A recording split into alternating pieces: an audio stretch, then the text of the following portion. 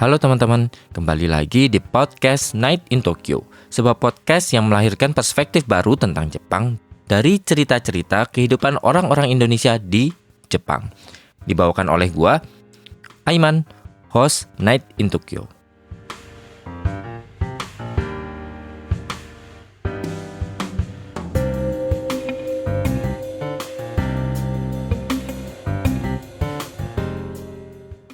Halo teman-teman, kembali lagi dengan gua Iman di Night in Tokyo. Gimana teman-teman kabarnya semingguan ini? Semoga teman-teman tetap sehat, tetap baik-baik aja, tetap lancar semuanya, kerjaannya, rezekinya juga, yang masih studinya juga. Untuk episode kali ini teman-teman, gua kedatangan seorang teman yang pernah datang ke sini gitu. Dia udah lama banget tinggal di Jepang, 13 tahun, bolak-balik Indonesia Jepang. Ya, di sini ada Ananta atau Ata Jepang. Halo. Halo, otsukaresama desu, Mas Aiman. Selamat udah berapa bulan bergabung ya? Iya. Lama tak berjumpa. Mungkin kalau teman-teman pengen tahu si Ata ini kayak gimana kehidupannya, dulu itu sempat kecil ke Jepang, terus besar di Jepang, pindah ke Jogja, terus akhirnya balik lagi ke Jepang, terus kerja di Jepang dan lain-lain, bisa dicari aja di beberapa episode di bawah yang Ananta. Mungkin yang penasaran, Mas Ananta nih atau Mas Ata nih yang mana kayak ya? Gimana gitu ya? yang mana gitu. Itu scroll lagi, soalnya udah banyak bintang tamu juga.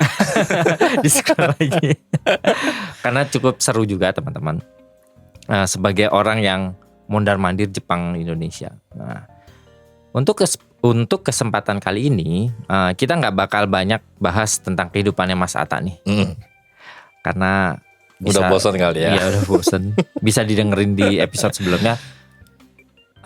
Kita ini pengen membahas sesuatu yang mungkin dari background pekerjaan Mas Ata sendiri udah cukup nyambung, dan topik-topik ini tuh lagi lumayan ya di Indonesia ya diomongin. Bukan di Indonesia aja kali ya, mungkin di dunia. Iya. Di dunia juga. Kita ini akan bahas hal yang berhubungan dengan properti. Mantap. Properti.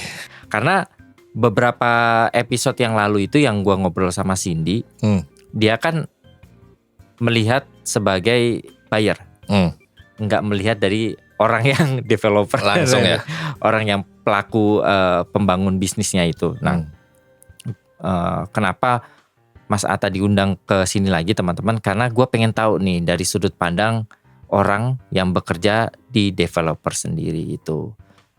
Mungkin lebih tepatnya nanti kita akan ngobrol nih sebenarnya seperti apa sih properti di Jepang, dan seperti apa kondisi properti di Indonesia. Di negara kita sendiri gitu ya. Oke. Buat buat permulaan, bisa cerita sedikit nggak sih udah berapa lama bekerja di bidang developer atau properti di Jepang sendiri? Saya ini halo teman-teman, mungkin pernah ada yang dengar saya ngomong juga di podcast ini. Saya Ananta. Saat ini saya sudah kurang lebih mau 2 tahun ya kerja di developer gitu. Sebelumnya saya kurang lebih 6 tahun kerja di dunia pertelekomunikasian seperti itu. Nah, tapi kerjaan saya di developer ini bukan cuma sebagai ini ya sisi bisnis side-nya doang gitu, tapi langsung kerjasama dengan salah satu perusahaan di Indonesia gitu. Jadi kita udah joint venture juga gitu. Jadi secara bisnis kita partnership juga dengan Indonesia. Jadi saya melihat kedua sisi ya dari Indonesia, Jepang. Dari Indonesia dan Jepang gitu. Jadi itu yang membuat saya mungkin bisa membantu teman-teman buat ke depan ini. Kalau misalnya ada yang mau beli properti untuk pangsa pasar saat ini gimana sih gitu kan? Apakah mau beli rumah landed house, satu rumah atau apartemen lebih bagus gitu kan? Banyak juga hal-hal seperti itu gitu. Untuk secara garis besarnya dulu deh, mungkin banyak yang penasaran gitu orang-orang di Indonesia atau di Jepang itu, apa sih sebenarnya yang membedakan, yang signifikan membedakan antara properti di Jepang dan di Indonesia? Oke, kalau misalnya sebenarnya secara besar nggak terlalu banyak ya perbedaan yang signifikan seperti itu gitu. Tapi kalau misalnya dilihat dari sisi ininya ya, desain, sisi misalnya keperluannya seperti apa gitu. Kalau di Jepang sendiri, karena di Jepang udah ini ya, negara yang cukup banyak rawan bencana gitu. Dan tahun 80-an kurang lebih itu ada ini gempa besar ya di daerah Osaka gitu. Osaka. Itu yang membuat orang-orang secara teknis dan juga arsitektur di Jepang harus membangun bangunan yang cukup keras dan anti bencana seperti itu. Jadi makanya rumah-rumah di Jepang itu adalah cukup kuat ya, bisa dibilang kalau misalnya gempa pun tetap di dalam rumah lebih aman. Seperti itu. Makanya kalau dulu ada drill kalau di sekolah itu kan kita tadinya mungkin bingung ya, orang yang pertama kali datang ke Jepang, loh gempa bukannya keluar malah kan, malah di dalam kan, iya. di dalam rumah, terus di bawah misalnya ada meja, di bawah meja seperti itu kan kita dilatihnya gitu. Jadi di situ sudah mencerminkan perbedaan ya dari masalah teknisi seperti itu gitu. Konstruksinya seperti itu. Dan juga di Jepang itu desain rumah, kalau Mas Aiman juga ngelihat nggak terlalu banyak yang wow kan sebenarnya. Iya, template malah. Template kan, karena misalnya dari Tokyo nih, misalnya di Tokyo dan juga Osaka naik Shinkansen misalnya, naik kereta cepat ya teman-teman gitu.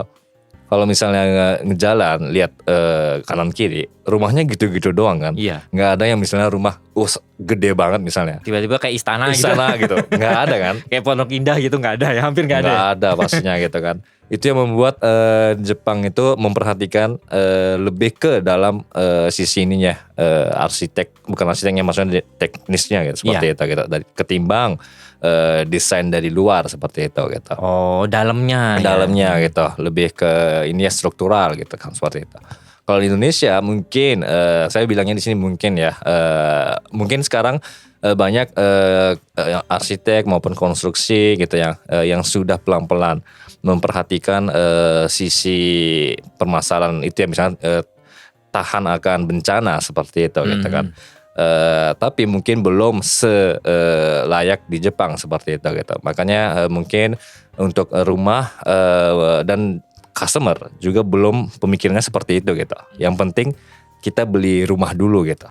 Oh iya. Persepsinya orang-orang itu beda gitu. Kalau di Jepang adalah rumah itu udah harus termasuk dengan keamanan gitu.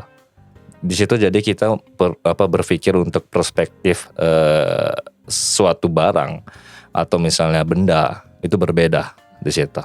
Oh berarti secara nggak langsung karena memang mungkin regulasinya juga lebih lebih ketat dan konstruksinya juga harus dipikirin baik-baik. Secara nggak langsung orang Jepang itu kalau udah beli rumah berarti secara otomatis dia bakal berpikir jauh lebih panjang kan daripada orang Indonesia. Pasti, karena di Jepang itu rumah bisa dibilang cukup mahal ya gitu ya. Iya. Dan juga orang Jepang adalah beli rumah itu adalah bukan orang Jepang doang gitu. Orang-orang manusia di dunia itu belanja paling mahal adalah rumah dong, ya kan? Bukan cincin, papan kan, sadang pangan, papan. Benar, jadi orang Jepang udah sangat ini ya, beli rumah otomatis beli keamanan. Oh ya, benar. Kalau misalnya rumah roboh, otomatis yang salah adalah bisa kena developernya gitu. Dengan masalah kesalahan pembangunan konstruksi gitu, itu bisa ini juga digugat seperti itu gitu. Bisa dituntut gitu. Jadi itu saya sebagai pelaku developer di Jepang gitu, sangat detail ya dalam untuk memperhatikan angka-angka misalnya, dan juga untuk peraturan-peraturan yang di Jepang memang sangat ketat gitu kan, yang harus diikuti gitu. Seperti itu. Secara kita melihat secara industrinya deh. Kalau di Jepang itu industri properti atau ya pokoknya bisnis properti di Jepang sendiri itu seperti apa sih? Kalau misalnya di Jepang sendiri, ya, ini cukup menarik. Kalau misalnya dilihat properti, sebenarnya di Jepang itu sudah ada di titik paling tinggi. Yang artinya di mana suatu negara berkembang, suatu negara maju ya misalnya, itu ada masa di mana mereka akan naik pelan-pelan gitu. dan juga nanti bakal ada di titik istilahnya standar seperti itu ya. Nanti bakal ada turun gitu. Jepang udah sampai di angka mentok, di mana kedepannya itu bakal turun untuk properti. Dan juga ada alasannya, karena kenapa? Tahu Mas Imam? Turun itu karena turun itu maksudnya demand-nya, Pangsa pasarnya ya. Karena orang-orang Jepang usia produktifnya menurun. Oh iya. Karena angka kelahirannya semakin sedikit saat ini. Otomatis penduduknya atau otomatis yang pingin membeli rumah itu adalah bakal berkurang seperti itu. Beda dengan misalnya India ya, yang sekarang udah misalnya teman-teman tahu juga udah jadi nomor 1 ya, negara dengan kebanyakan penduduk gitu kan, mengalahi Cina seperti itu. Berarti tingkatan tinggi itu tuh berarti udah mentok, dan kemungkinan apakah itu berpengaruh dengan ini juga nggak sih, apa harga properti atau apa ya, misalkan KPR kalau di Indonesia bilang KPR kayak gitu. Kalau misalnya untuk harga itu pasti harga itu bakal mempengaruhi gitu. Cuman kalau secara perekonomian Jepang ya, 20 tahun dan 30 tahun lalu misal dibandingkan dengan saat ini, harga propertinya adalah kurang lebih sama. Oh, nggak berubah malah ya? Nggak berubah, itu berarti sama dengan Jepang adalah negara yang sangat ini tidak berubah perekonomiannya gitu. Jadi stabil. Bisa dibilang stagnan apa stabil? Bisa dibilang stabil, bisa dibilang salah juga. Oh iya. Dikarenakan negara-negara yang lain bisa, ya negara kita ya seperti itu kan. Nggak mungkin dong 23 tahun lalu harga rumahnya sama dengan saat ini gitu kan. Tapi di Jepang adalah kurang lebih sama gitu. Dan juga harga untuk KPR, misalnya bank juga Jepang nggak terlalu jauh berbeda. Naik pun paling 0, berapa persen. Oh iya. Seperti itu. Jadi kalau misalnya orang Jepang 30 tahun, biasanya di Jepang untuk membeli rumah kurang lebih makan KPR 30 tahun gitu. Di situ kurang lebih tidak berubah gitu. Misalnya ditetapin misalnya 30 tahun lalu saya membeli rumah dan kontrak. Nah, harga KPR dengan bunga interest yang sudah ditetapkan ya selama 30 tahun adalah kurang lebih sekian seperti itu. Otomatis kita sebagai pembeli ya gitu bakal bisa mengira-ngira ya, kira-kira bisa membeli atau cukup nggak dana kita gitu, karena udah akan lebih ketakar tetap lah ya. Tetap gitu. Beda dengan negara berkembang, harus dilihat dengan bunga yang akan terus berubah gitu juga, melihat pangsa pasar dan juga bunga interest di dunia seperti itu. Nah sekarang bukan kebalikannya, dari Indonesia sendiri nih, kalau industri properti di Indonesia sendiri menurut lu seperti apa sih? Oke. Kalau misalnya ini ya properti di Indonesia gitu, menurut saya mungkin ada di masa ini ya sulit ya. Sulit. Ya. Bisa dibilang ada di masa sulit. Itu bisa dibilang dari sisi business side dan juga bagian sisi pembeli. Oh, dua-duanya malah ya. Dua-duanya. Ya. Ini mungkin harus ini ya diperhatikan benar-benar gitu. Kalau ada orang yang mau membeli rumah gitu, dengan perekonomian saat ini seperti itu, masa timing itu sangat penting ya. Beli suatu rumah gitu. Apakah sekarang atau nunggu 2 tahun lagi atau seperti apa gitu. Karena negara kita negara berkembang dan juga nggak tahu ya ke depan bakal terjadi apa seperti itu gitu. Tapi untuk ini ya minat masyarakat akan membeli rumah di Indonesia itu sangat tinggi gitu. Pengen membeli gitu. Pingin membeli, tapi banyak tapinya di sini ya kan. Banyak tapinya yang membuat mereka ragu gitu untuk membeli suatu properti. Beda itu dengan Jepang karena udah nggak banyak anak mudanya. Ya apa ya, penjualannya juga bukan nggak mampu, malah nggak ada yang beli ya. Iya, kalau misalnya di Jepang menurun lah lebih ininya. Mungkin kalau misalnya 5-10 tahun ini mungkin dia masih bisa lah dibilang masih ada permintaan juga ini ya dari pangsa pasar seperti itu. Tapi buat misalnya jangka panjang 40 tahun ke depan lagi seperti apa gitu. Itu juga mungkin sangat bakal menurun seperti itu. Kalau kita masuk ke salah satu isu yang apa tuh? yang kayaknya tuh di Indonesia tuh lagi ngetren gitu loh. Oke. Karena ada salah satu media, bukan salah satu loh ya, rata-rata media menulisnya kayak gitu. Kalau Gen Z itu berarti generasi di bawah kita ya. Bukan jauh ya. Kita milenial. Aduh. Gen Z akan kesulitan membeli rumah, menurut media itu. Nah, itu tuh apakah seperti itu atau gimana kalau dilihat dari sisi lu sendiri yang mengerti dengan industri properti ini sendiri? Sebenarnya kalau misalnya generasi Z susah membeli rumah, itu kalau menurut saya adalah tidak seperti itu gitu. Oh ya. Itu ada beberapa faktor sebenarnya gitu, yang mereka tidak bisa membeli rumah atau menginvest suatu properti seperti itu. Dari ini ya pandangan saya gitu sebagai pelaku di developer juga gitu, adalah mungkin salah satunya adalah gaya hidup, lifestyle. Gaya hidup di sini. Ini banyak yang mention juga sih masalah gaya hidup, lifestyle. Banyak kafe gitu kan ya. Benar. Jadi anggap aja gini ya, kalau membeli suatu barang itu mereka harus memperlihatkan pendapatan dan juga pengeluarannya dong gitu kan. Ya. Nah, tapi karena di zaman sekarang tentunya di generasi Z ini mereka banyak banget pilihan gitu. Yang dimana misalnya pilihan tempat restoran nongki-nongki yang bagus, ya kan. Terus mau beli yang HP, trendy, HP yang baru-baru gitu kan. Motor juga banyak gitu. Di zaman kita belum ada pilihan yang sebanyak gitu. Yang membuat mungkin orang-orang yang sudah bekerja itu lebih save money gitu. Make sense sih karena beberapa dulu ya kalau kita zaman kita tarik karena ngomongin HP kita tarik lagi deh dulu.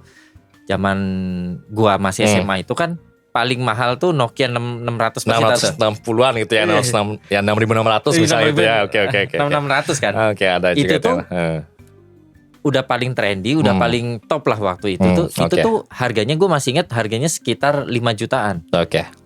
Dan sekarang itu tuh harga iPhone yang paling baru aja harganya nggak double lagi, malah quattro ya, 4 kali lipat dari harga apa sih namanya dulu HP dulu ya gitu. HP dulu gitu.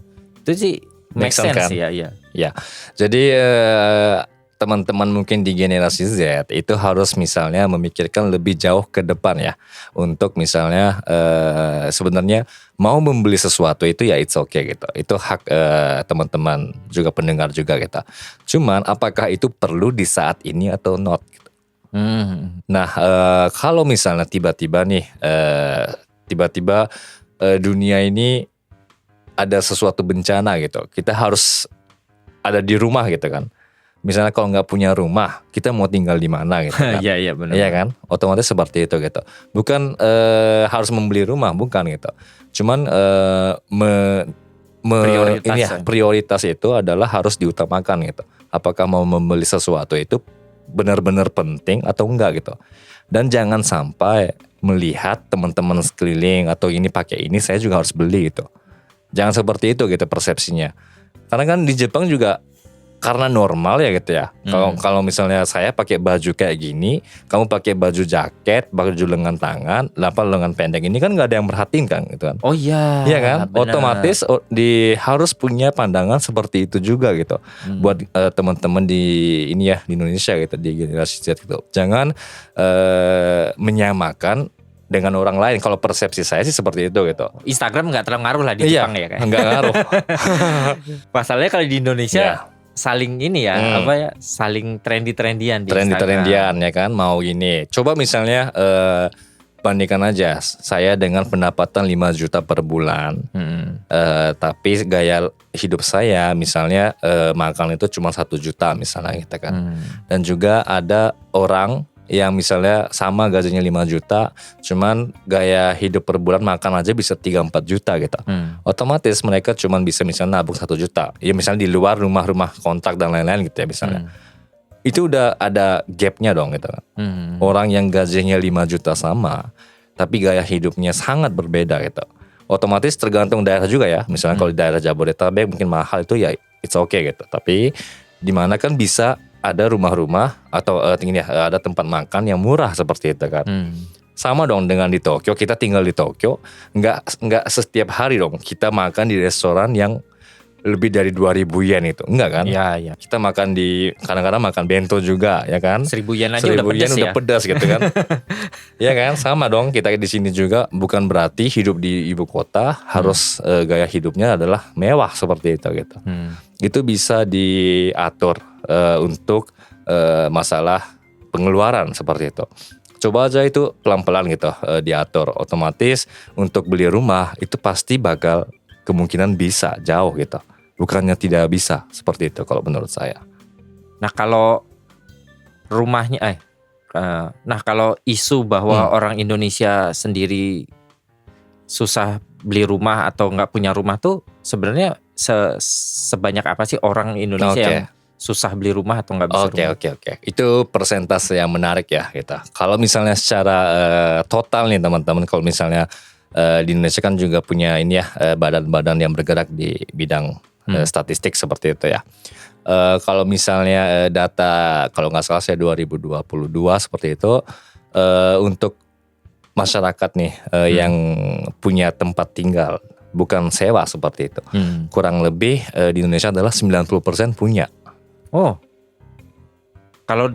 iya. Jadi dilihat dari persentasenya berarti di Indonesia itu sebenarnya untuk punya rumah pribadi itu punya secara keseluruhan seperti itu. Kalau 90% itu berarti secara nggak langsung kita udah bisa bilang bahwa kebutuhan penduduk Indonesia terhadap papan itu tuh sebenarnya udah hampir terpenuhi dong. Iya sudah hampir terpenuhi dan juga pemerintah juga pelan-pelan ini kan ada pergerakan untuk misalnya rumah 1 juta rumah seperti itu juga gitu, ada gerakan seperti itu gitu. Jadi pemerintah juga pelan-pelan itu mengusahakan masyarakat di Indonesia yang dari kalangan menengah ke bawah gitu juga punya rumah dan disubsidikan seperti itu gitu.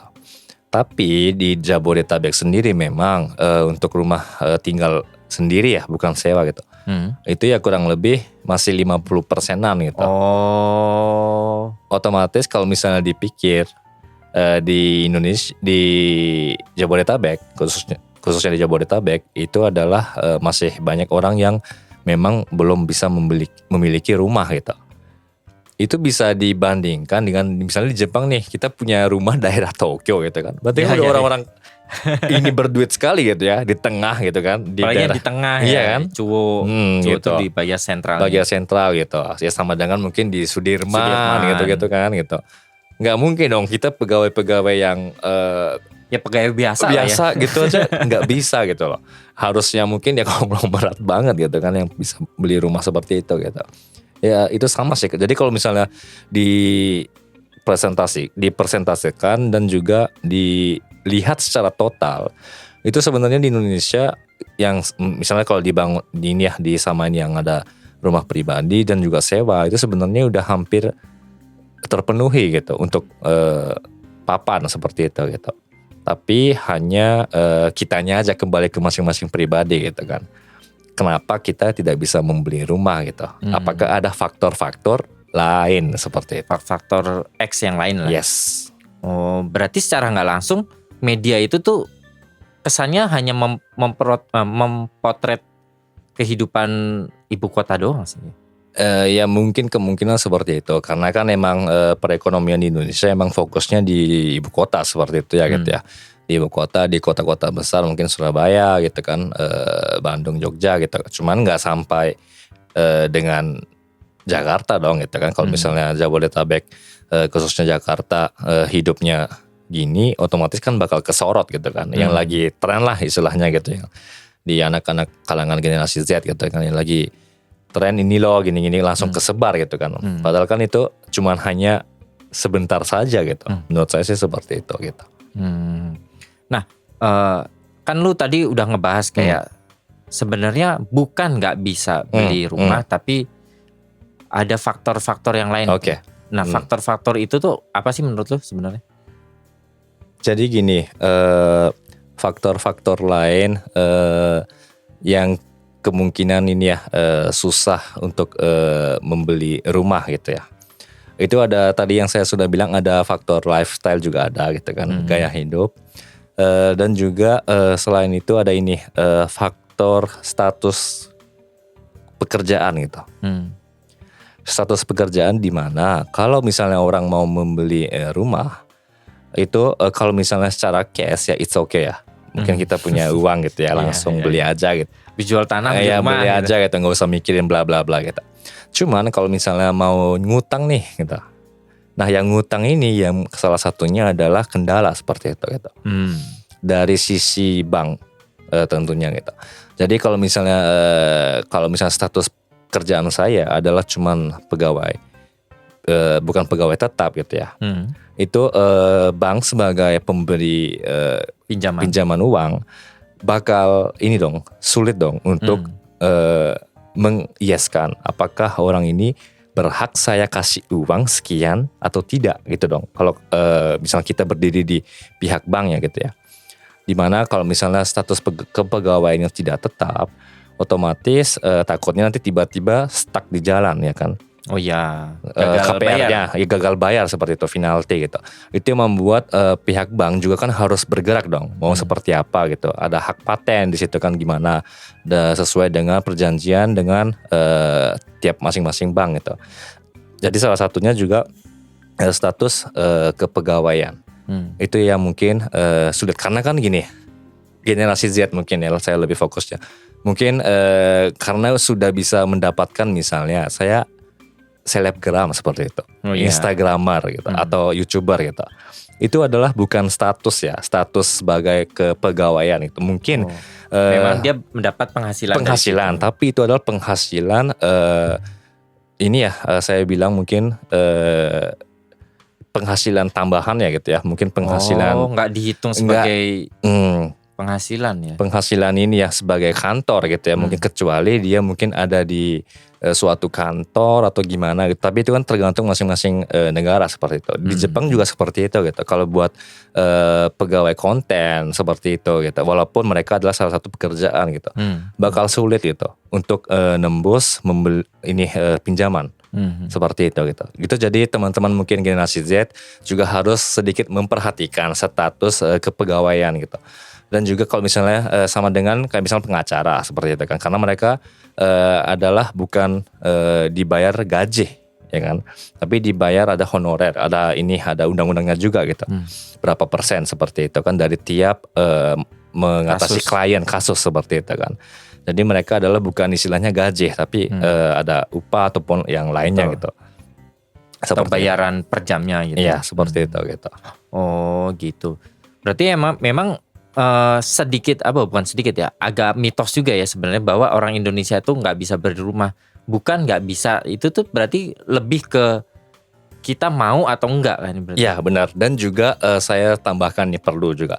Kalau misalnya masalah tadi lifestyle, juga masalah prioritas di sini. Jadi prioritas yang paling penting adalah misalnya membeli rumah. Saya punya duit 300 juta misalnya, udah punya tabungan. Sebenarnya bisa gitu loh beli rumah kalau misalnya prioritasnya adalah hanya membeli rumah saja. Tapi di sini ada tapinya, karena mereka melihat bukan rumahnya aja, tapi harus lokasinya, harus bangunannya seperti ini, ada embel-embelnya gitu loh. Oh, ngerti nggak? Keinginan yang ego mungkin ego ya, dari mereka. Ya, iya. Kalau misalnya di situ adalah hanya membeli rumah, mungkin kemungkinan yang ada tabungan nih, misalnya saya bilang, misalnya 200 juta, 300 juta. Itu banyak kok sebenarnya. Beli harusnya ya? Banyak. Sekarang developer juga berusaha gitu kan. Untuk memberikan rumah gitu. Dan pemerintah juga ada rumah-rumah ataupun rusunami ya.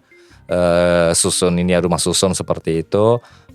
Untuk mensubsidikan seperti itu. Tapi kitanya mau atau enggak gitu. Membeli rumah dulu gitu. Bukan cuman bukan hanya ini meminta embel-embel tambahan dulu gitu.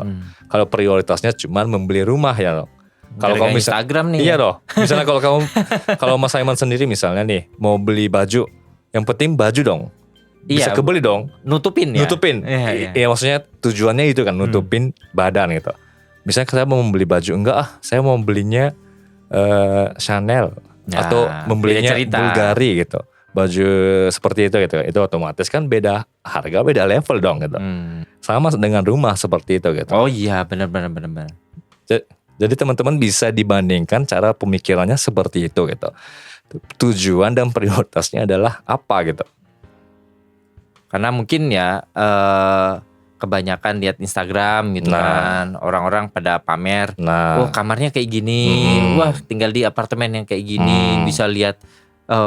Biasanya kan kalau ke apartemen yang kacanya jendelanya besar tuh, wah elit gitu kan, yang kayak gitu-gitu. Terus dilihat dari jalan akses dan lain-lain. Sebenarnya memang hal-hal itu ya sebenarnya yang kita nggak bisa bilang orang Indonesia sih lebih tepatnya. Kalau faktor-faktor kayak gitu tuh kebanyakan emang dilema anak-anak yang memang tinggal di ibu kota. Ibu kota sih, benar. Cuman tapi itu juga mungkin pengaruh pergaulan sekali ya gitu ya. Pengaruh pergaulan juga gitu. Coba bergaulnya dengan anak-anak yang misalnya nggak terlalu sosialitas sekali gitu ya.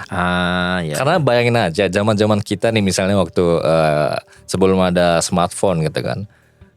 Kita kan nggak tahu tempat-tempat yang hits banget kan. Paling deket-deket sekolah ya nggak sih, tempat les seperti itu ya kan. Visual stylenya nggak ya kan, rumah juga misalnya tempat nongkrong. Kita nggak tahu kan kafe-kafe yang bagus itu di mana gitu. Yang penting beli ya kebeli gitu. Iya, mau beli mie ayam, yang penting mie ayam aja, yang penting agak murah dikit gitu kan.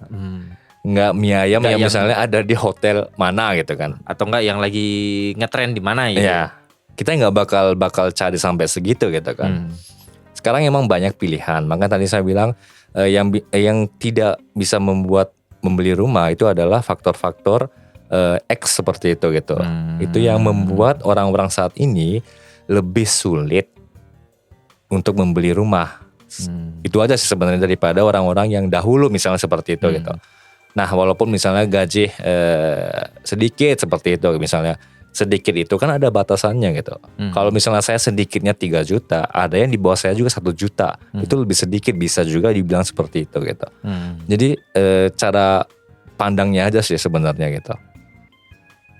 Nah kalau sekarang juga lagi bukan ngetrend sih, lagi menjadi bahasan. Gue juga pernah dengar kayak si Panji di podcastnya bilang bahwa Indonesia tuh salahnya karena rumah itu sebagai investasi gitu kan.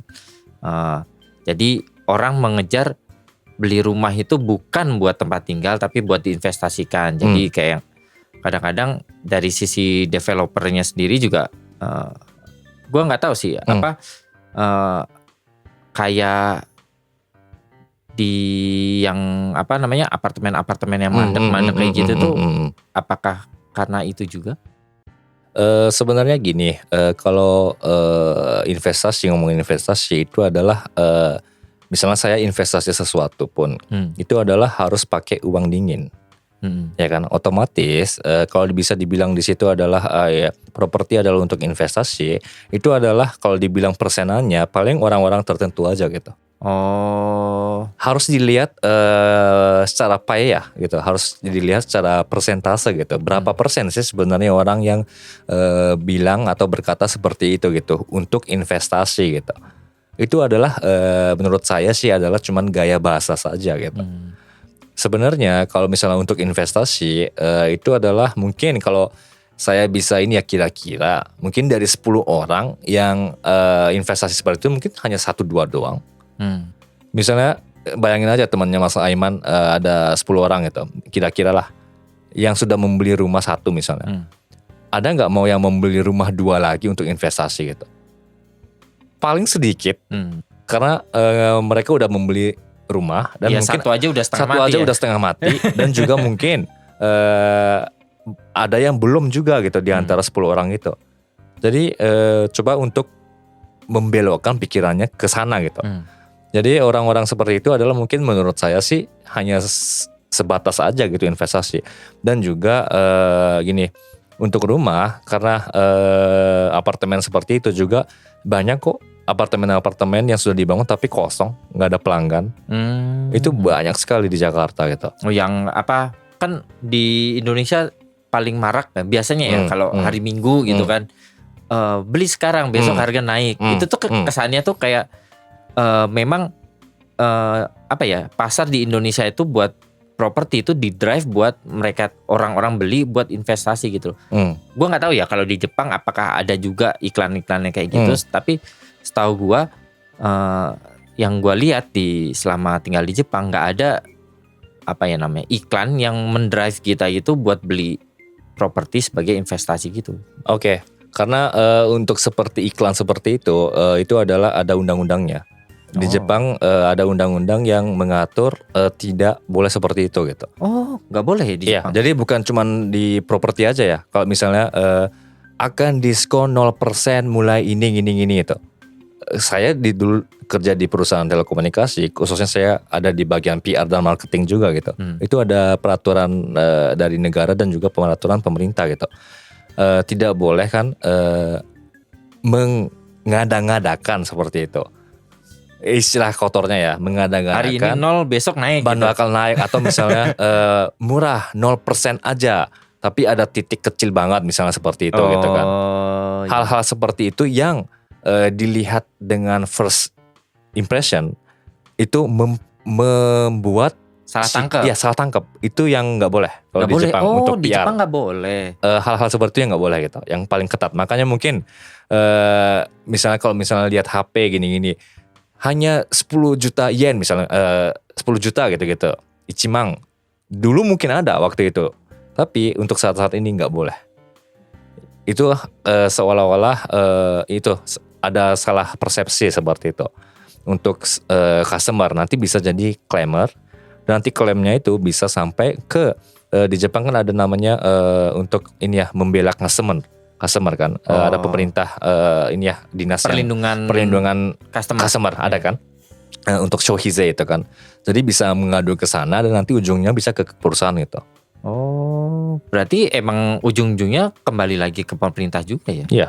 Masalah regulasi. Iya, masalah gitu. Regulasi untuk cara digital marketing, untuk cara membebaskan untuk ini ya PR seperti itu gitu. Ini sama dengan dunia masalah sosial media gitu ya, media sosial gitu. Di sini juga kan dibebaskan untuk media sosial kan sebenarnya, walaupun ada undang-undang IT gitu yang mengatur seperti itu kan. Tapi tidak terlalu ada misalnya undang-undang mungkin ya kalau sepahaman saya gitu tidak ada misalnya untuk PR sesuatu barang gitu harus seperti ini gitu kan, nggak ada gitu kan. Mungkin hal-hal yang itu juga harus mungkin diperhatikan gitu kan. Makanya di Jepang kan nggak terlalu banyak ada berita-berita atau PR seperti itu juga. Dan orang Jepang emang beli rumah adalah untuk tempat tinggal gitu.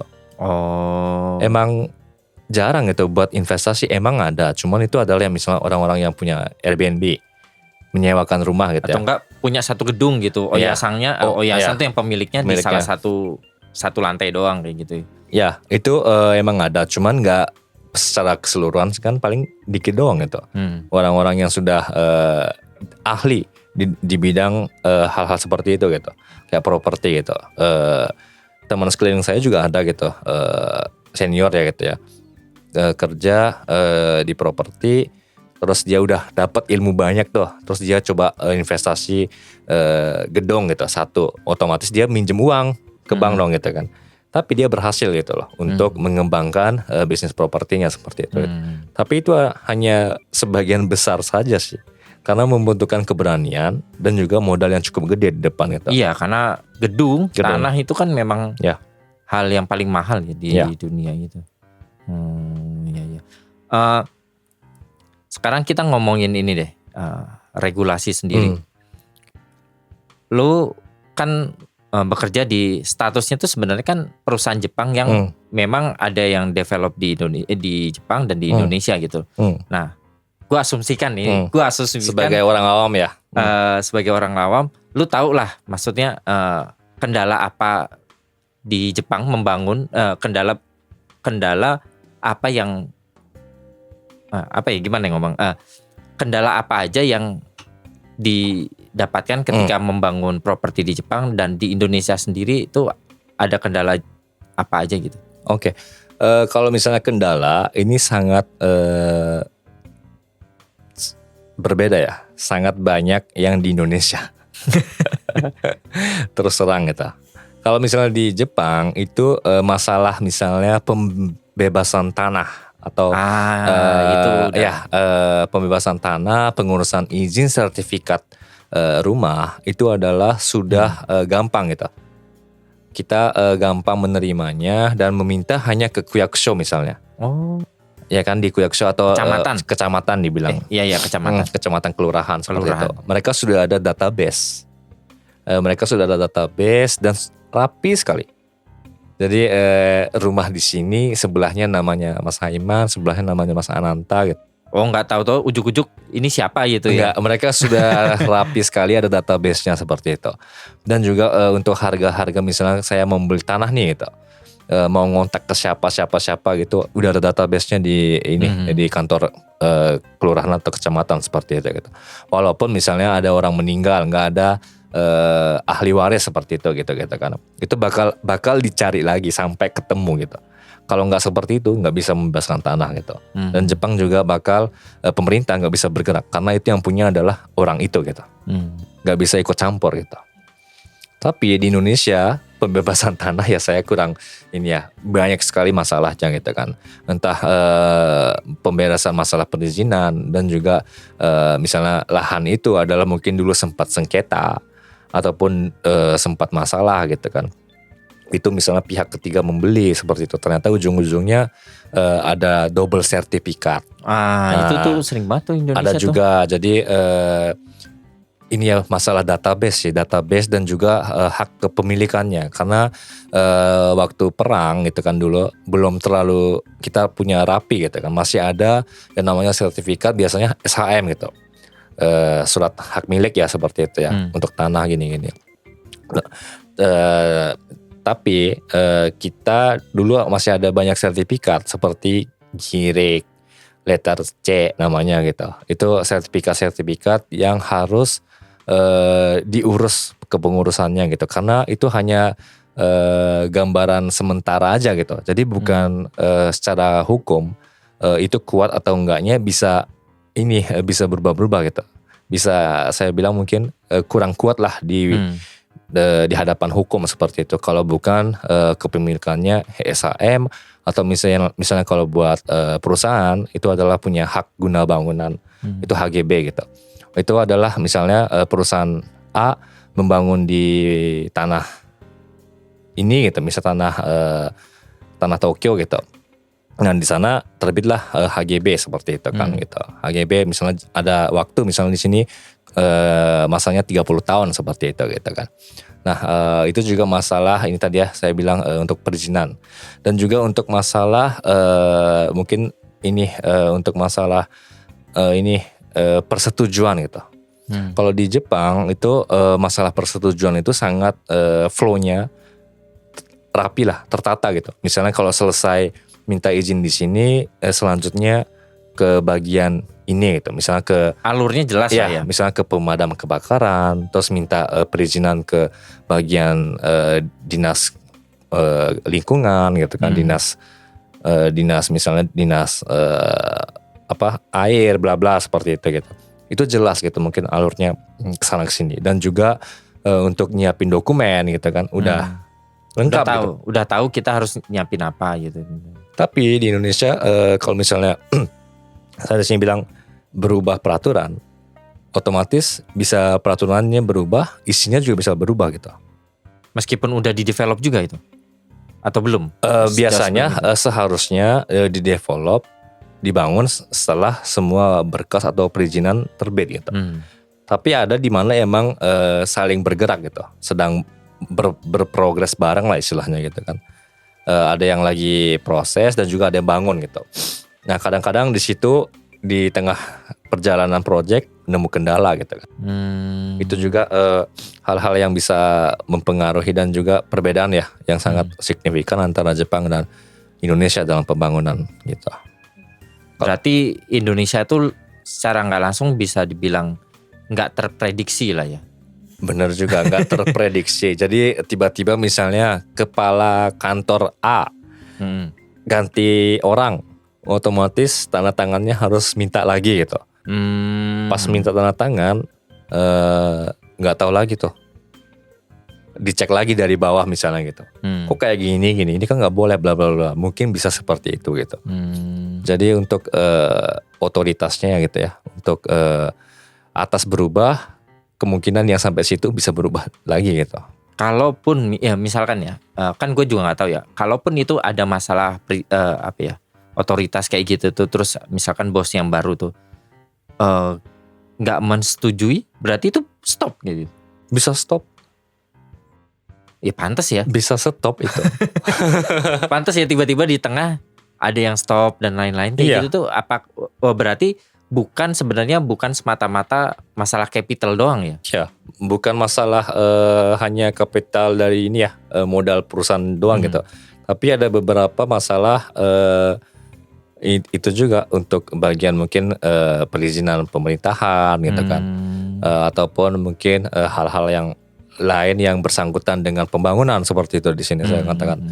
Jadi itu yang membuat bisa stuck dan juga macet projectnya seperti itu. Dan juga karena tadi Mas Eman bilang nggak bisa diprediksi seperti itu kan. Nah ini juga termasuk misalnya saat ini setelah corona itu bahan-bahan material untuk pembangunan itu naik. Oh iya. Nah ini kira-kira perang lagi ya? Iya ini perang lagi gitu kan.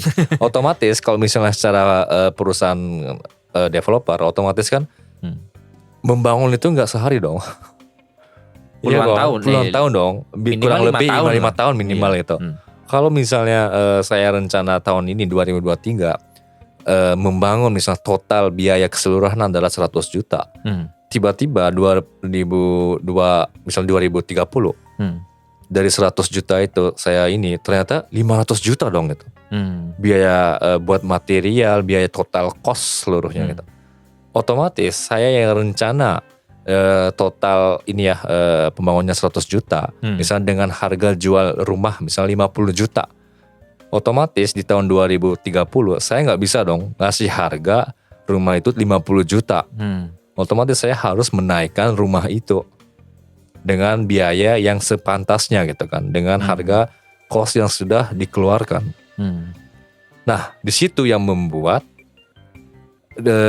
bagian perusahaan divisi bisnis maksudnya sebagai sisi side bisnis harus menaikkan dong biaya untuk menutupi cost-nya tersebut. Otomatis customer juga nggak bakal bisa kebeli. Nah lama-lama hal-hal ini yang bisa membuat collapse-nya properti suatu negara gitu. Itu salah satunya kemarin ada di Cina. Nah itu juga jadi kayak di Shanghai juga seperti itu gitu karena di Shanghai mahal sekali ya gitu buat rumah gitu apartemen. Mereka rumahnya kecil-kecil banget. Kalau misalnya teman-teman bisa lihat lah di YouTube gitu banyak gitu rumah-rumah contoh di Shanghai seperti apa gitu. Terus rumah-rumah developer di Cina yang lagi collab gitu padahal perusahaan-perusahaan gede seperti itu gitu. Itu yang membuat saat ini setelah corona banyak sekali bukan cuma di Indonesia doang gitu. Di seluruh negara kesusahan buat dalam material. Dalam bisnis developer itu yang paling penting adalah harga tanah dan juga harga material. Karena material kalau terlalu mahal kita susah bakal jual juga gitu dan kita bakal stop dulu penjualan sampai dengan material itu berubah atau turun. Sesuai dengan rencana ya. Ya, atau kita menurunkan kualitasnya. Nah, itu yang menjadi mungkin ya kadang-kadang di Indonesia sempat banyak juga kasus kayak gitu. Iya. Harusnya pakai ini yang direncanakan kok tiba-tiba pas jadinya kayak gini. Ya itu mau nggak mau tapi itu kalau misalnya hal menurunkan seperti itu harus ada persetujuan ya gitu kan antara calon pembeli harusnya seperti itu nggak boleh satu pihak sebenarnya untuk seperti itu gitu kecuali ada dijelaskan di dalam perjanjian seperti itu gitu. Nah kalau di Indonesia kan banyak yang kayak unit belum jadi atau gedung bahkan baru apa ya namanya, baru buka tanah, buka lahan doang, tapi barang udah dijual. Kan banyak banget tuh. Jadi orang, lu kayak harus beli sekarang, nanti 5 tahun kemudian baru masuk tinggal. Nah di Jepang sendiri cara sistem jualnya juga ada kayak gitu juga, atau tunggu memang beneran setahun kurang atau udah jadi baru dijual, atau memang dari nol udah dijual? Oke, kalau di Jepang kebanyakan adalah rumah sudah jadi, udah ready stock lah istilahnya. Udah dipastikan ya. Ada wujudnya. Iya. Jadi ready stock dan ini bisa jual gitu. Walaupun ada rumah yang ini mau sedang dibangun seperti itu gitu. Tapi kita bisa memesan aja gitu. Belum sampai proses jual beli gitu. Belum ada DP dan lain-lain ya. Ya seperti itu. Jadi booking doang ya, berarti. booking doang gitu. Ya booking doang. Di Indonesia juga ada sih booking fee seperti itu ya, DP di awal gitu. Dan juga ada yang harusnya sih emang ini ada booking fee, terus ada DP awal, itu tergantung perjanjian dengan perusahaan gitu. Itu kalau misalnya ini bisa kembali sebenarnya, kayak misalnya booking fee gitu kan untuk 1 juta, 1,5 juta itu bisa kembali seperti itu gitu. DP juga tergantung perjanjian bisa kembali seperti itu. Tapi itu kan yang membuat ini ya, kalau misalnya tiba-tiba nggak kebangun gitu kan, karena uangnya itu mungkin bakal dipakai di project gitu loh, diputerin di situ gitu kan. Nah tapi kalau misalnya ada sesuatu itu yang susah dong gitu kan untuk ngembaliin uang dari customer seperti itu gitu. Kalau di Jepang biasanya udah semuanya selesai prosesnya dan juga baru dilakukan untuk transaksi seperti itu di situ gitu. Kalau nggak gitu nggak mau nerima biasanya gitu, udah selesai baru dilakukan transaksi juga. Dan juga ini ya, ada di mana proses untuk ini KPR, misal pengajuan KPR gitu, kredit kepemilikan ini ya, rumah atau kalau apartemen KPA dibilangnya gitu. Itu adalah prosesnya kalau di Jepang cukup ketat ya, ada 2-3 kali untuk pengecekan dari gaji. Kalau di Indonesia ada BI Check namanya ya, untuk pengecekan ini pendapatan gitu kan. Gitu. Tapi kalau cuma di Indonesia bisa sekali doang gitu. Dan biasanya turun ini apa persetujuan dari bank seperti itu gitu. Kalau di Jepang itu prosesnya 2-3 kali dulu gitu. Ada proses tahap ini pengecekan awal, terus ada pengecekan final gitu juga gitu. Jadi itu emang benar-benar bank juga nggak mau rugi dong. Kita minjemin duit ke calon pembeli terus tiba-tiba hilang gitu dong. Sama-sama menjaga gitu loh sebagai suatu perusahaan gitu kan. Nah, emang sulit nih ngomong kalau masalah developer rumah ini, bakal mungkin teman-teman kok nggak seru banget ya gitu ya. Tapi ini sangat berguna sekali loh gitu. Iya. Sangat berguna. Saya juga sebenarnya 6 tahun di perusahaan telekomunikasi itu saya buat aplikasi, buat kayak future project gitu loh, fine ke depan itu. Tapi di developer ini ngelihat kenyataan coy. Jadi ternyata dunia itu bisa berubah perekonominya kalau misalnya suatu rumah ataupun misalnya properti itu bakal seperti ini gitu. Karena saling berkait juga ya. Iya. Karena mungkin kenapa kredit rate-nya di Jepang itu rendah, karena ya sebenarnya gue juga baru ngeh gitu. Kalau apa ya namanya, bunga deposito di Indonesia tuh tinggi. Kenapa? Itu cukup tinggi. Karena ya kredit kayak loan-nya juga tinggi kan. Nah, di Jepang sendiri ya memang loan itu kayak apa ya? Pinjaman ya. Pinjaman itu kan rate-nya kan rendah. Ya secara nggak langsung, bukan secara nggak langsung. Ya kenapa itu rendah? Karena ya deposito pun nggak nyampe gak nyampe 2%. Iya nggak nyampe. Jadi kalau misalnya Indonesia kan 4% lebih kan kalau nggak salah. tadi dikatain ini ya masalah deposit itu juga, kalau misalnya kita pinjam uang ke bank gitu, kita bunganya untuk bayar ke bank itu emang kalau di Jepang dikit gitu. Itu maksimal misalnya dengan misal peminjaman 30 tahun itu paling minimal itu 1,3% sampai maksimal itu 5%-an gitu. Kalau di Indonesia itu minimal kurang lebih bisa 4-5% minimalnya. Iya. Itu minimal ya. Jadi teman-teman juga harus hati-hati kalau misalnya pas peminjaman gitu. Jadi 3 tahun di awal itu misalnya 3% doang gitu. Tapi setelah 3 tahun ke atas itu bisa dibilang ada bunga bergerak gitu. Yang membuat bunga bergerak itu adalah bisa melihat dari sisi ini ya pangsa global dan juga dunia ini ya secara global ya, seperti itu gitu. Kalau misalnya tiba-tiba harganya 12% gitu, otomatis bisa naik juga dong 12% gitu kan. Itu kan harus diperhatikan seperti itu. Kalau di Jepang biasanya ada istilah tetap. Di Indonesia juga ada tetap tadi gitu. Tapi di Jepang misalnya kalau tetap ya stabil itu bakal 30 tahun ya maksimal pun 5% seperti itu.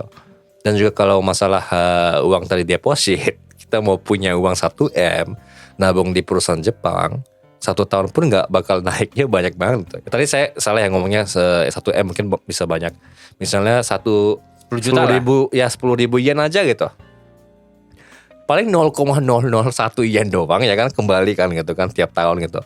Kalau di Indonesia mungkin ya 100 juta nabung aja udah bisa, kalau nggak salah sih depositnya bisa 7-12% kalau yang saya ini ya tahu ya, mungkin akhir-akhir ini seperti itu. 100 juta nabung 1 tahun bisa dapat 7 jutaan loh. Bisa bayar rumah kita di Jepang mungkin 1 bulanan ya. Iya. ya itu. Memang kan karena itu berhubungan ya jadinya pinjaman di Indonesia pun pasti ya tinggi juga. Iya. Jadi teman-teman harus ini ya dilihat juga, jangan harus cermat lah, harus sedikit tahu lah ilmu gitu dalam membeli rumah gitu kan. Apakah DP-nya itu adalah DP maksud saya di sini bunga tersebut adalah bunga tetap atau bunga bergerak, ataupun misalnya bunga tetapnya ada batasnya atau enggak gitu. Harus diperhatikan buat di situ gitu. Nanti takutnya tiba-tiba seperti ini itu beda dengan penjelasan ya kan. Yang menjelaskan salesnya tidak ada seperti itu kan nggak bisa ini dong, nggak bisa klaim juga gitu kan. Walaupun nanti ada tanda tangan gini-gini, tapi kan di situ kan mungkin udah tertulis gitu. Jadi kalau misalnya udah nggak bisa diapa-apain. Ya, kalau misalnya hal-hal seperti itu untuk perjanjian juga harus sebagai customer yang baik gitu. Walaupun misalnya percaya dengan si penjual gitu kan, si sales bla bla gini, kita sebagai customer juga harus cermat dalam membeli barang gitu ya. Apapun itu, entah apa ya yang masalah kecil gitu. Oke deh. Ini dari tadi kita ngomongin regulasi ini itu kayaknya berat banget ya. Mungkin kita akan membahas kita bahas yang lebih menarik lah. Lu sendiri bekerja di perusahaan developer Jepang yang sekarang udah joint venture dengan perusahaan Indonesia dan mendevelop cluster ya. Kemungkinan besar klaster, banyakan klaster apa gedung apartemen? Kita lagi udah ada beberapa secara grup sudah membangun klaster gitu, dan juga masih ada tetap akan membangun seperti itu gitu. Untuk apartemen sendiri kita lagi on progress juga gitu. Nah, sebagai perusahaan Jepang yang mendevelop di Indonesia, apakah membawa nuansa Jepangnya juga, atau ada nggak sih bangunan yang atau mungkin secara desain atau bangunan apakah berbeda dengan developer Indonesia atau sebenarnya sama-sama aja? Oke, di sini adalah poin penting gitu. Kalau dari perusahaan saya membawa suatu ini ya material. Oh, material concrete block lah yang ini untuk tahan bencana seperti itu. Oh, di sini bisa dimiripin dengan di Jepang ya? Di Jepang gitu. Kita emang sisi nilai plusnya adalah di situ gitu. Jadi kita akan terus berusaha gitu ya, karena masih membangun ya gitu ya. Masih perusahaan baru juga di Indonesia, walaupun di Jepang sudah gede gitu kan, kita masih sama-sama belajar gitu. Jadi selain itu juga perusahaan kita juga emang ingin membangun lah gitu, membantu membangun Indonesia yang lebih baik seperti itu gitu di bidang rumah gitu. Karena perusahaan saya sendiri sudah cukup lama gitu ya menekuti dunia properti seperti ini gitu kan, dari cara membangun, cara menjual seperti itu. Walaupun belum terkenal dengan perusahaan-perusahaan yang sudah ada di Indonesia gitu ya, perusahaan gede. Tapi yang kita perhatikan masalah teknis untuk ini ya pembangunannya, terus apa gaya konstruksi yang dipakai gitu, itu adalah kita memikirkan dengan yang di Jepang gitu. Jadi dengan belajar dari Jepang. Kita pakai sistem dan juga cara kerja yang ada di Jepang seperti itu untuk pembangunannya gitu. Jadi mudah-mudahan rumah perusahaan saya yang bangun di Indonesia itu akan tetap kokoh seperti itu. Karena misi perusahaan juga yang gempa pun. Jadi ya itu sudah tahan akan gempa gitu. Udah ini ya pengujian ya, kurang lebih skala 7 skala liter lebih gitu. Gede. Jadi teman-teman jangan lupa juga untuk ini ya bisa ya membeli rumah di perusahaan saya gitu. Nanti kontak aja DM gitu ya gitu. di sini seperti nanti saya sambungkan lah ke sales saya gitu. Kalau desain sendiri akankah ke Jepang-Jepangan atau enggak juga? Kalau desain sebenarnya karena ada ini ya pembentukan yang materi yang digunakan adalah sudah perhitungan dengan Jepang, dan itu juga sangat rahasia ya cara perhitungannya. Maka desainnya mungkin nggak wow yang rumah-rumah di Indonesia gitu. Sepantasnya aja gitu. Simple. Ya istilahnya simple gitu. Jadi yang penting kan tahan gitu loh, berkualitas dan juga keamanan. Iya, keamanan gitu. Jadi nggak gampang roboh lah istilah gitu. Iya. Kalau misalnya rumah-rumah bagus atapnya 5 tahun kemudian jebol, sama aja dong buat maintenance fee-nya. Sustainability-nya ya diperhatikannya. Jadi buat teman-teman juga membeli rumah itu harus memperhatikan satu aspek lagi untuk maintenance. Oh iya, itu nggak murah itu ya. Itu nggak murah, jadi harus memikirkan. Bayangin aja sekarang tukang itu mahal, material yang saya bilang mahal naik. Otomatis kalau misalnya rumah baru beli dengan harga misalnya 400 juta, 500 juta, mepet. Terus habis itu ternyata 2 tahun tinggal rumahnya cepet kayak retak-retak gini gitu kan. Rayap, ya kan? Harus maintenance, aduh butuh biaya berapa, harus mikirin cost lagi dong gitu. Daripada seperti itu, belilah rumah yang emang sudah teruji kualitasnya. Entah bukan dilihat dari desainnya aja teman-teman gitu, harus dilihat dari dalamnya gitu. Sistem, kalau misalnya teman-teman yang dengar ada tahu anak konstruksi, teknis gitu, arsitek, mungkin bakal tahu gitu rumah yang bagus itu adalah seperti apa gitu. Itu mungkin bisa dijadikan satu bahan pertimbangan ketika teman-teman membeli suatu rumah gitu.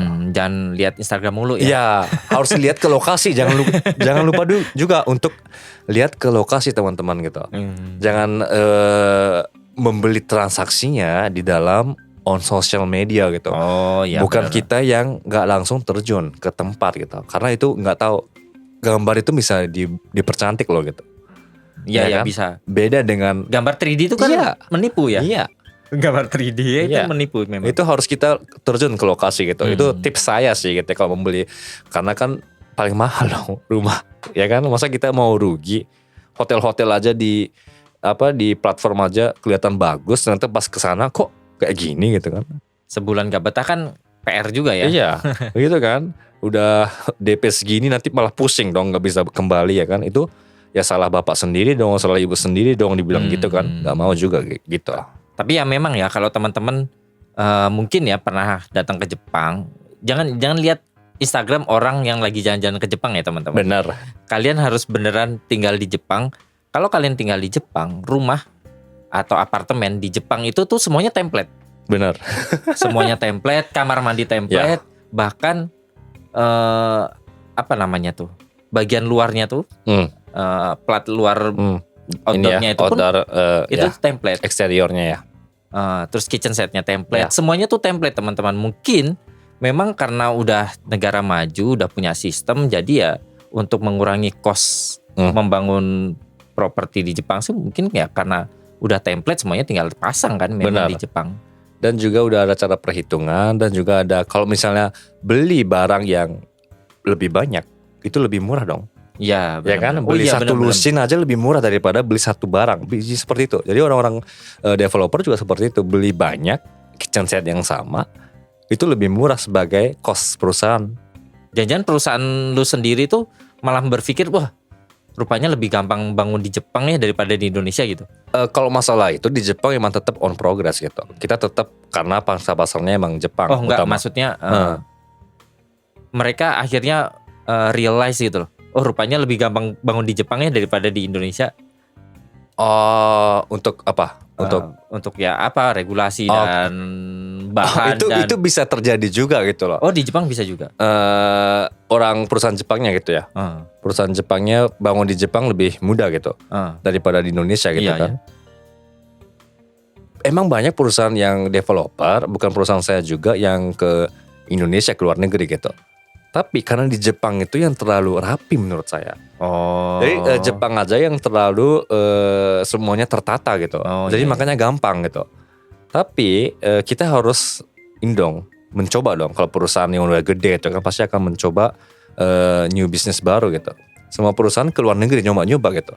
Ada yang di Filipina, di Amerika gitu kan, di Vietnam gitu. Itu juga bakal susah. Berarti bukan negara lain yang susah, emang Jepangnya yang terlalu rapi ya. Iya itu benar. Jadi Jepang yang sudah terlalu rapi, tertata, semuanya walaupun ribet, tapi ya misalnya ketahuan lah jalannya. Jalannya ketahuan. Pasti ada gitu ya. Misalnya kita pindahan aja ribet kan, mau harus kesana sini gini, tapi asal prosedurnya benar, selesai. Stepnya jelas memang. Selesai. Jadi Jepang tuh terprediksi. Jepang tuh bisa terprediksi kira-kira selesai berkasnya 2 minggu lagi keluar apa enggak gitu kan. Memang kalau di Indonesia ngurus-ngurus kayak gitu kan deg-degan ya. Iya. Siapa tahu dibilang tiba-tiba nggak ada, ganti kepalanya, jadi nggak bisa. Iya, lempar sini gitu kan. Itu yang membuat harus belajar lah gitu untuk proses gitu. Jadi kan kita sebagai customer juga harus cermat gitu ya untuk memilih sesuatu gitu. Takutnya jangan sampai kita menyalahkan orang lain juga gitu. Kita nggak punya knowledge sendiri gitu. Mungkin Mas Eman juga gitu kan. Di Jepang tinggal awal nggak punya knowledge, gimana kan nyari-nyari informasi dong gitu. Harus pinter gali informasi sebenarnya. Jadi karena semuanya ada ya. Ada gitu. Jadi generasi Z juga teman-teman lihatlah website jangan cuma Instagramer doang gitu. Pemerintah juga menyediakan platform banyak gitu untuk informasi yang resmi gitu. Jangan cuma hanya lewat sosial media, TikTok, WhatsApp, TikTok gitu-gitu kan. Ya biar ini ya berpesan lah gitu kan buat generasi Z, calon pemimpin, calon ya kan penerus rumah. Juga pembeli rumah gitu kan untuk di Indonesia gitu kan. Masa untuk keluarganya enggak gitu kan. Masa nanti teman-teman 20-30 tahun masih numpang sih sama orang tua gitu kan. Ya kan? Iya. Nggak malu gitu kan. Ya itulah intinya lah teman-teman. Memang kalau teman-teman lihat misalkan di Instagram gitu, di Jepang interiornya bagus dan segala macam. Sebenarnya enggak juga. Karena yang pintar itu bukan yang bikin rumah. Ya yang bikin rumah pintar, tapi yang pintar itu yang ngedekor sebenarnya di Jepang. Karena rumah apartemen di Jepang tuh kalau kosong ya semuanya sama gitu. Ya nggak ada yang ceritanya ini Jepang banget, enggak, sama kayak di Indonesia juga ya kosong aja gitu loh. Memang di Jepang itu ya mungkin ya barang-barang cantik-cantik banyak kali ya. Banyak barang-barang cantik banyak. Mungkin lebih ini ya kalau di Jepang itu ketimbang rumah mempercantik, mending ketimbang diri sendiri aja deh mempercantik, memperganteng. Itu lebih gampang sih kalau di Jepang gitu untuk fashion gitu kan. Makanya tadi saya bilang prioritas di Jepang juga nurun gitu. Orang Jepang tadi kan kalau di Indonesia apa gitu kan yang membuat tidak bisa beli. Di Jepang juga ada sebenarnya. Ya.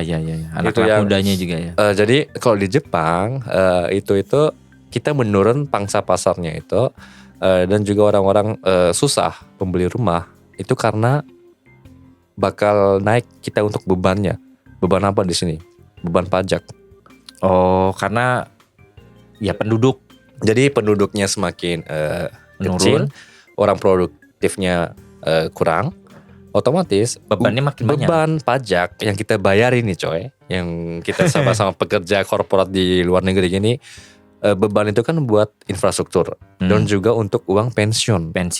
Semakin orang Jepang semakin banyak yang pensiun. Tua, terus nggak ada yang bayar pensiun. Nggak ada bayar pensiun. Kita yang ditarik orang-orang produktif ini gitu. Itu yang membuat orang-orang Jepang berpikir lagi apakah mau membeli rumah atau enggak saat ini gitu. Sebenarnya dilema itu tuh nggak cuma Indonesia ya. Iya. Cuma beda ini aja ya. Beda permasalahan. Iya, permasalahan gitu. Makanya tadi orang-orang Jepang susah membeli rumah juga itu. Karena nanti biayanya untuk ini nggak cukup, mahal juga. Mending saya nggak beli rumah, mending saya nggak nikah. Gitu nyatanya. Padahal ya sebenarnya bukan padahal ya. Yang sebenarnya orang Jepang tuh mungkin karena terlalu preventif ya, terlalu ini. Orang Jepang tuh tabungannya banyak loh teman-teman. Banyak, lebih banyak. Jadi dia berpikir memang untuk keamanan bertahun-tahun nambungnya. Jadi nggak tahu ya, mungkin atau gua doang ya.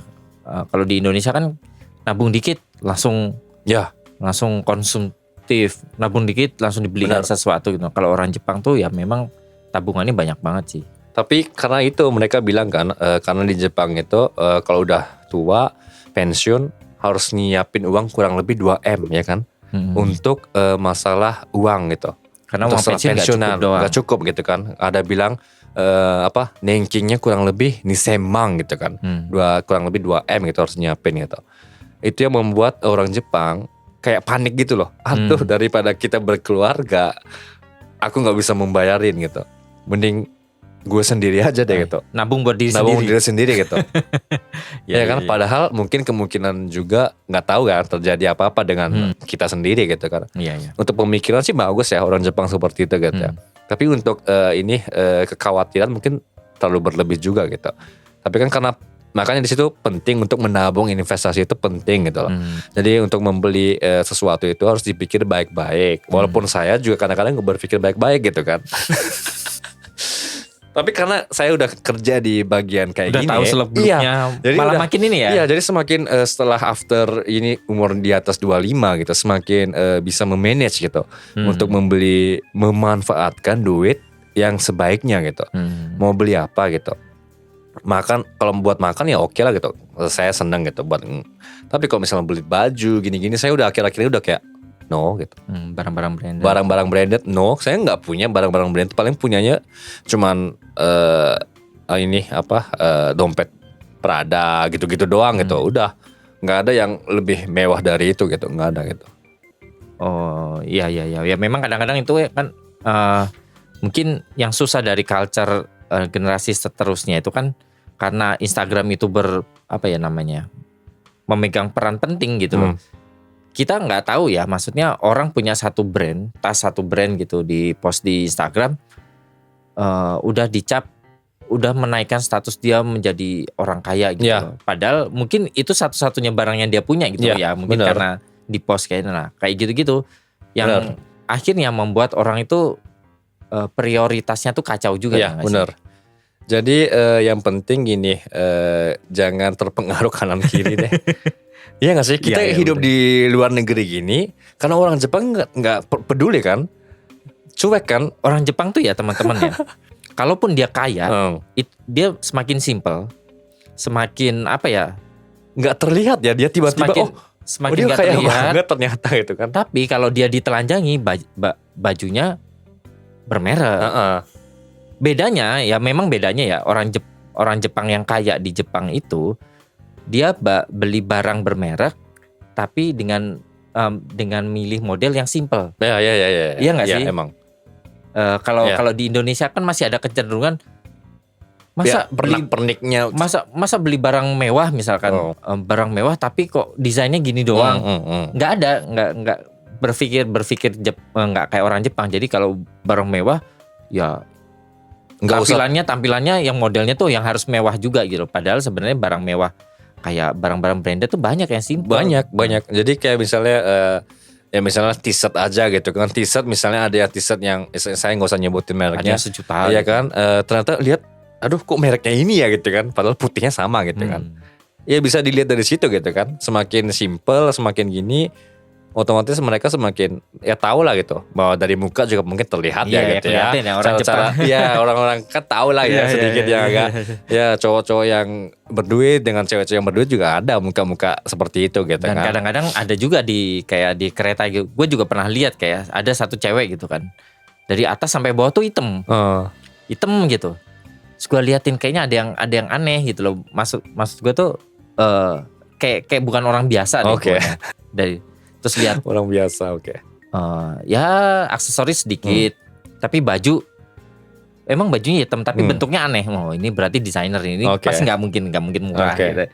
Terus lihat tasnya tasnya juga simple juga, hitam juga gitu. Tapi nggak yang ada motif-motif apa-apa. Terus waktu kegeser dikit cek, oh itu Louis. Ini mahal juga. Oke. Turun ke bawah. Oke. Alexander. Oke. Gak kelihatan tapi itu orang gak kaya perlente ya maksudnya. Orang Jepang kaya tuh gak perlente. Bener. Gak terlalu banyak perhiasan. Paling cuman perhiasannya satu ya kan, necklace gitu kan. Kalau gak cincin, kalau gak jam. Ternyata jamnya waduh. Rolex gitu kan. Rolex yang berapa gitu kan. Yang 500 juta gitu kan misalnya itu. Itu karena di Jepang ya sama ya gitu. Kita jalan juga. Mereka mungkin punya mobil mewah nggak dipakai. Paling cuma buat weekend jalan-jalan jauh gitu doang kan. Kita makanya sama. Makanya kalau ditotalin untuk hidup lah sekalian gitu. Mungkin Jepang kalau saya pribadi ya saya lebih nyaman. Soalnya kalau misalnya walaupun saya bayar pajaknya mahal gitu kan. Lifestyle-nya mahal tapi ada wujudnya. Gitu, ada wujudnya. Dan juga kita sebagai foreigner kerja di Jepang kan, walaupun nanti misalnya balik ke Indonesia bakal kita bisa nagih gitu. Iya. Pajak yang kita sudah bayar gitu, walaupun nanti dipotong beberapa tuh pasti ada potongan gitu ya. Tapi ya sudahlah gitu. Kalau misalnya emang nggak kuat banget sampai kerja 60 tahun di sini gitu kan nggak tahu juga ya ke depan mau seperti apa gitu. Oke lah, ya mungkin itu aja teman-teman. Udah panjang juga kita ngobrolnya. Cukup panjang ya. Panjang juga ya, udah hampir mungkin teman-teman sejam lebih ini. Ya nggak apa-apa lah, ilmu juga buat kalian. Ini mungkin ilmu banget. Yang sekiranya kedepannya mau mempertimbangkan buat beli rumah atau enggak, bisa hubungin Mas Atta Jepang ya. Kalau mau penasaran atau mau punya rumah yang safety-nya kayak di Jepang gitu. Bisa DM aja. Mungkin seperti yang dia bilang mungkin bakal langsung disambungkan ke salesnya ya. Iya, bisa juga. Dan juga ini nanti saya kan ini lagi sedang buat konten nih. Oh ya, sedikit promosi juga gitu ya. Lagi pelan-pelan nih teman-teman buat konten. Ini kehidupan daily life lah gitu di Jepang. Salaryman ya? Iya, salaryman. Yang sebenarnya loh gitu teman-teman. Ya kan, teman-teman bintang tahun di sini mungkin udah banyak gitu kan. Bukan yang mewah-mewah. Mewah di Jepang. Jalan-jalan di Jepang gitu ya. Bukan. Jadi ya liatin sepolos aja. Mungkin lah ya. Sepolos saya gitu. Nyuci, ya enggak, masak gitu kan. Buang sampah gitu kan. Kalian enggak tahu kan kayak gitu gimana buang sampah ya kan. Yang kehidupan yang di Jepang itu kita juga ya hidup biasa gitu di Jepang ya kan, bukan nggak cuman wow doang, mungkin beda negara doang gitu karena emang lebih tertata aja sih sebenarnya kan, pindah kehidupan aja ya. Iya benar. Untuk kesehariannya sama, saya makan telur juga makan gitu kan. Makan tidur juga. Tidur sama gitu. Ya bisa di follow ke mana tadi? Ke @Atta_Jepang ya. Ya itu bisa di follow ke @Jepang. Mungkin yang teman-teman penasaran kehidupan seperti apa sih di Jepang kalau orang biasa, salaryman itu apa ya? kerja kantoran ya? Ya, pekerja kantoran Pekerja kita. kantoran di Jepang. Oke.